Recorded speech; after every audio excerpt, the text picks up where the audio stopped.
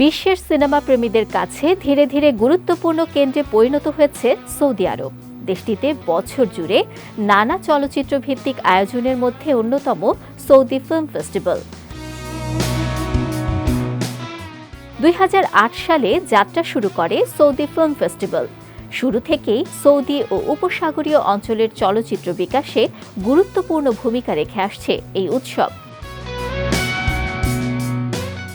আগামী 23 থেকে 29 এপ্রিল পর্যন্ত তেহরানের king Abdul Aziz centre for world কালচারে অনুষ্ঠিত হবে উৎসবের 12তম আসর।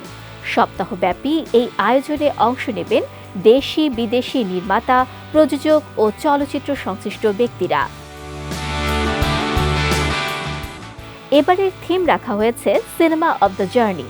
প্রদর্শিত পূর্ণদৈর্ঘ্য ও স্বল্পদৈর্ঘ্য চলচ্চিত্রে যাত্রা বা ভ্রমণের গল্প বিশেষভাবে গুরুত্ব পাবে। আয়োজকদের মতে এই থিমের মাধ্যমে ব্যক্তি, সমাজ ও সংস্কৃতির ভেতরকার পরিবর্তনের গল্প উঠে আসবে পর্দায়। 2025-এর ধারাবাহিকতায় এবারও থাকছে স্পটলাইট অন সিনেমা।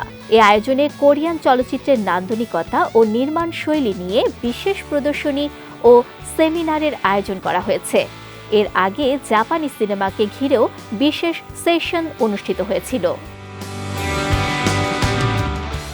পূর্ণদৈর্ঘ্য ও স্বল্পদৈর্ঘ্য চলচ্চিত্র প্রদর্শনের পাশাপাশি থাকবে ডকুমেন্টারি স্ক্রিনিং, চিত্রনাট্য বিষয়ক কর্মশালা, প্রজেক্ট মার্কেট ও ইন্ডাস্ট্রি প্রোগ্রাম। আয়োজকদের আশা, এই উৎসব নতুন নির্মাতাদের আন্তর্জাতিক পরিসরে কাজ তুলে ধরার সুযোগ করে দেবে এবং সৌদি সিনেমাকে আরও বৈশ্বিক স্বীকৃতি এনে দেবে।